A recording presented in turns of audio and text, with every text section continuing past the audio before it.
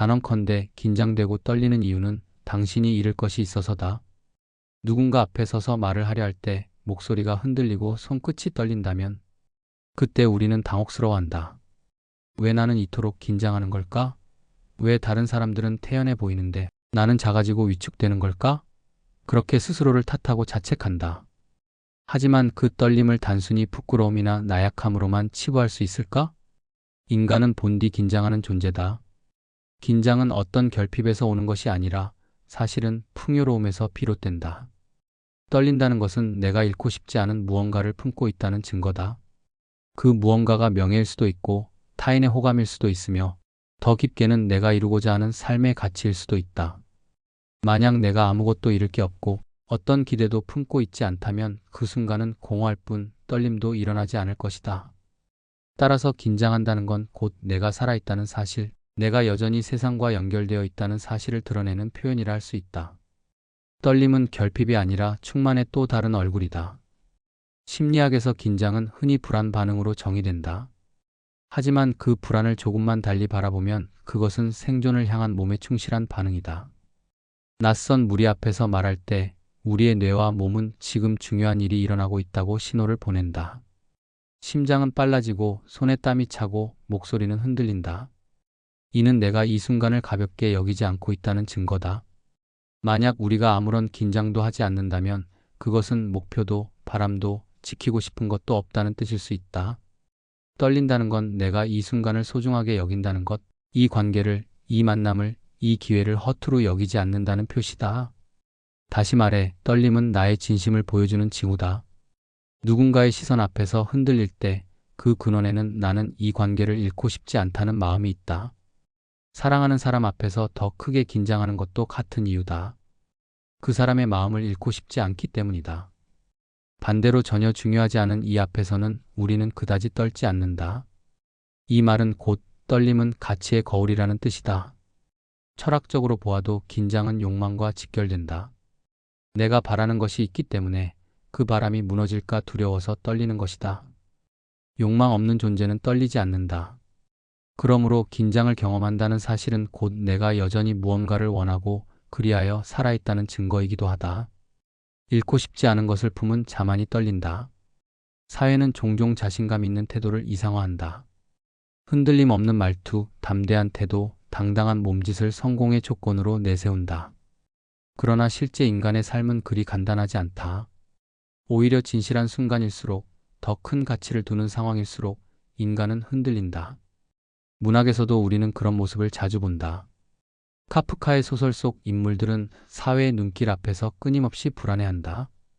도스토예프스키의 주인공들은 결정적 순간에 떨고 흔들리며 그것이 곧 인간적 진실을 드러낸다.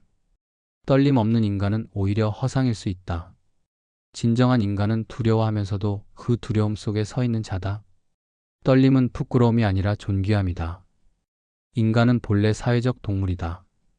고립된 개인으로는 살아남을 수 없었던 시절이 인류 역사 대부분을 차지한다. 수렵 채집 사회에서 누군가의 시선은 곧 생존의 문제와 직결되었다. 공동체에서 배척당한다는 것은 곧 생존의 위협을 의미했다. 따라서 다른 사람들 앞에서 긴장하고 떨린다는 것은 단순히 개인적 성향의 문제가 아니라 인류 진화의 산물이다. 문화인류학자들은 집단 앞에서 말하기를 두려워하는 우리의 태도를 사회적 유대의 본능적 표현으로 해석하기도 한다. 즉, 사람들 앞에서 떨린다는 것은 내가 여전히 공동체에 소속되어 있으며 그 평가를 중시한다는 증거다. 긴장은 사회적 존재로서의 인간을 드러내는 가장 본능적인 신호인 셈이다. 많은 고대 사회에는 중요한 의례나 통과 의례가 존재했다. 아프리카 일부 부족 사회에서는 소년이 성인으로 인정받기 위해 공동체 앞에서 춤을 추거나 노래를 불러야 했다.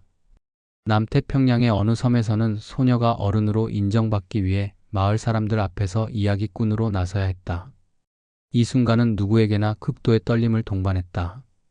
그러나 그 떨림은 실패가 아니라 과정으로 인정되었다. 오히려 떨림 없이 태연한 태도를 보이는 자를 사람들은 의심하기도 했다. 왜냐하면 두려움과 떨림은 공동체를 진심으로 존중한다는 신호였기 때문이다. 즉, 고대의 의례 속에서 떨림은 부끄러움이 아니라 존중과 성숙의 증표였다. 오늘날 우리가 발표나 연설에서 느끼는 긴장 역시 그 뿌리를 찾아 올라가면 인간이 공동체 앞에서 성실히 서 있는 존재임을 증명하는 행위라 할 수 있다. 불교에서는 마음의 모든 움직임을 억지로 없애려 하지 않고 그것이 생겨나는 그대로 바라보는 태도를 강조한다. 무심이란 아무 감정도 없는 상태가 아니라 감정이 일어나는 순간 그것을 억누르거나 바꾸려 하지 않고 그냥 두는 상태를 가리킨다. 긴장하지 말라는 말은 사실상 불가능한 요청이다. 긴장하지 않으려 애쓰는 순간 우리는 오히려 더 긴장하게 된다.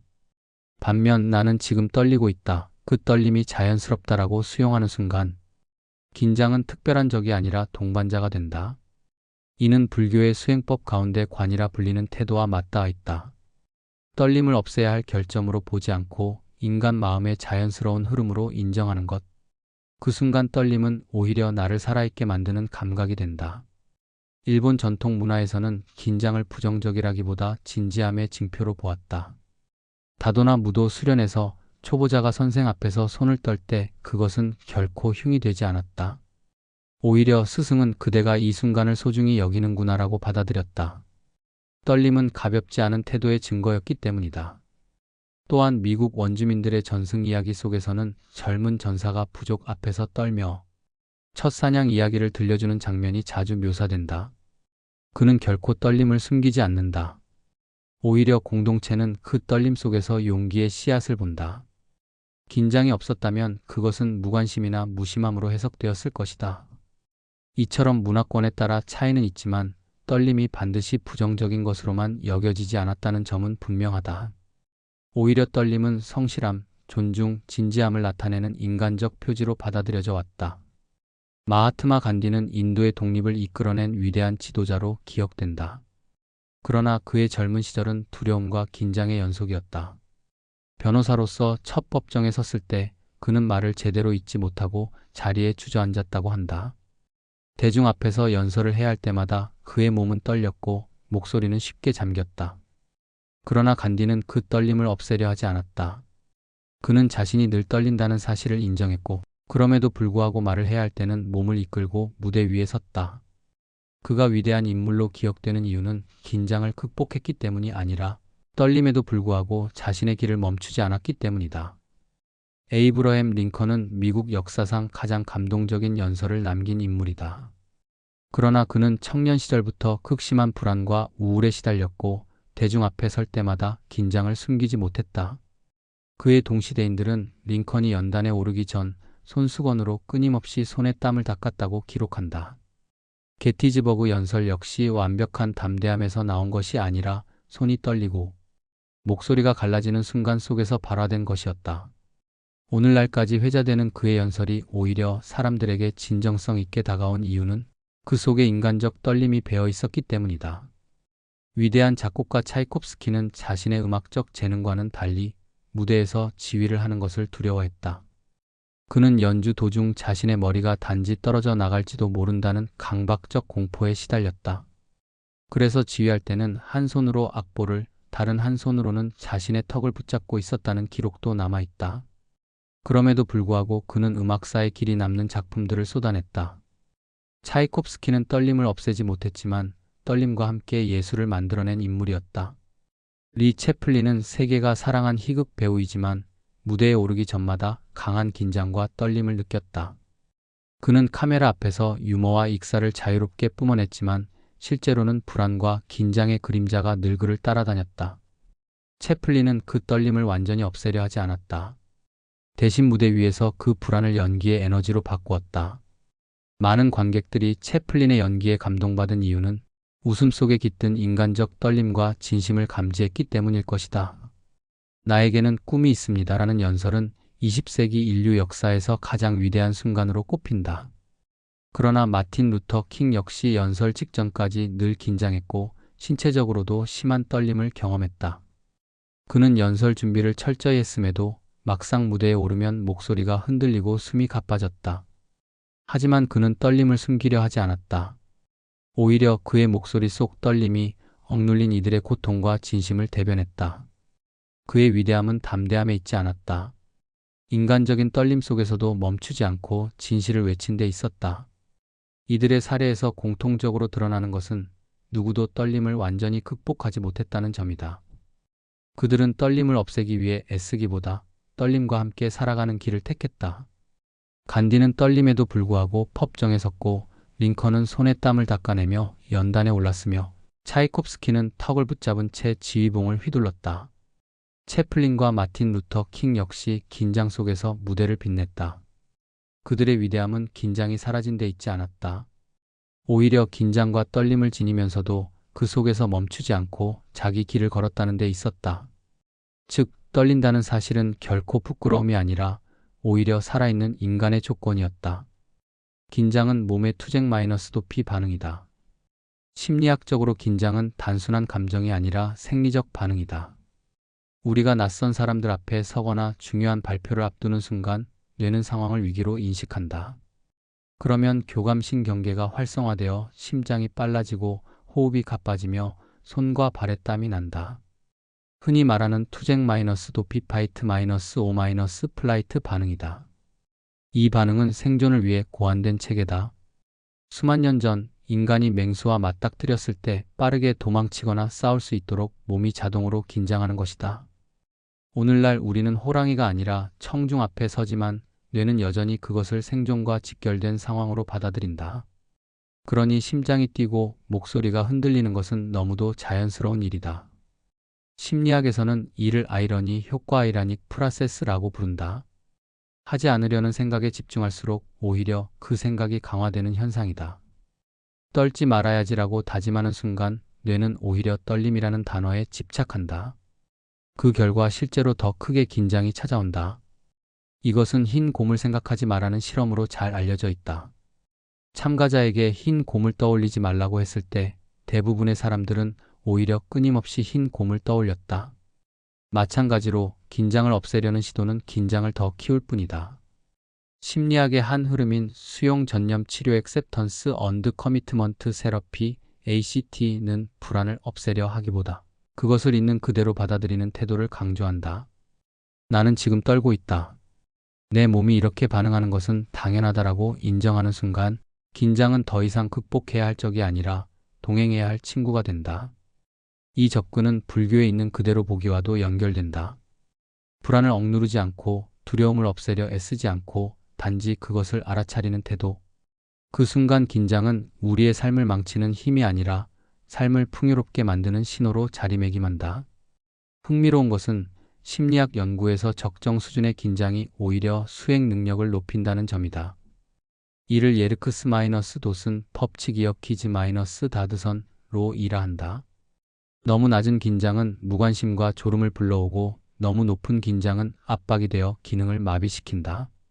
그러나 적절한 긴장은 집중력과 몰입을 불러온다. 우리가 시험 직전에 긴장을 느끼는 것은 불리하지 않다.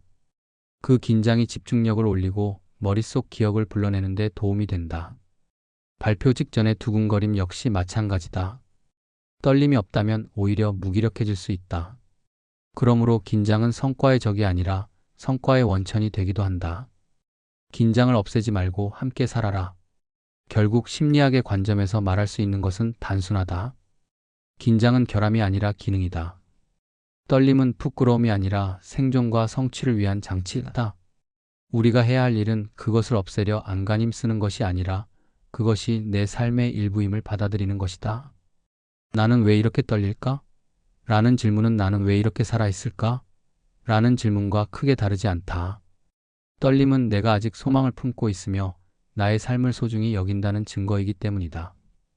우리는 흔히 긴장을 부정적으로 바라본다.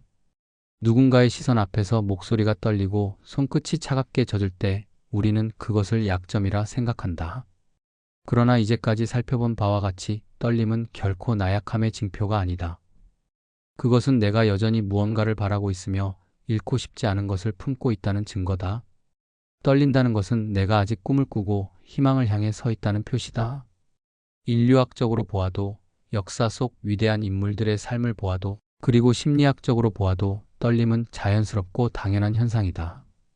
고대 사회에서 떨림은 공동체를 존중하는 태도의 증거였고, 위대한 지도자들은 떨림을 안고도 역사를 바꾸었다. 심리학 역시 떨림을 제거해야 할 장애가 아니라 인간을 살아있게 하는 기능으로 설명한다. 그러므로 우리는 더 이상 떨지 말아야지라고 다그칠 필요가 없다. 그럴 필요조차 없다. 떨림을 없애려 애쓰는 순간 우리는 더욱 떨리게 된다. 중요한 것은 억지로 바꾸려 하지 않는 것이다. 떨림을 부끄러워하지 않고 긴장을 수용하는 것, 그것이 우리를 오히려 더 단단하게 만든다. 결국 떨린다는 것은 내가 가지고 있는 것이 많다는 뜻이다. 지키고 싶은 것도 많고, 이루고 싶은 것도 많고, 꿈도 많다는 증거다. 잃고 싶지 않은 관계, 이루고 싶은 목표, 진심으로 다가가고 싶은 사람들이 있기 때문에 우리는 떨린다. 그것은 공허가 아니라 풍요의 징후다. 그러니 오늘 당신이 무대 위에서 누군가의 시선 앞에서 떨고 있다면 그것을 부끄러워하지 말자. 오히려 그것이 나의 삶이 충만하다는 신호임을 깨닫자. 떨림은 나의 결핍이 아니라 나의 충만함에서 비롯된 것이다. 그리고 마지막으로 그 모든 것을 자각한 뒤 우리가 가져야 할 태도는 단순하다. 그럴 수 있는 현재에 감사하는 것. 내가 아직 떨릴 수 있는 사람이라는 사실, 내가 아직 잃고 싶지 않은 것이 있고 이루고 싶은 것이 있다는 사실, 그것이야말로 인간으로서 가장 큰 선물이다. 이상 시크릿 레터였습니다.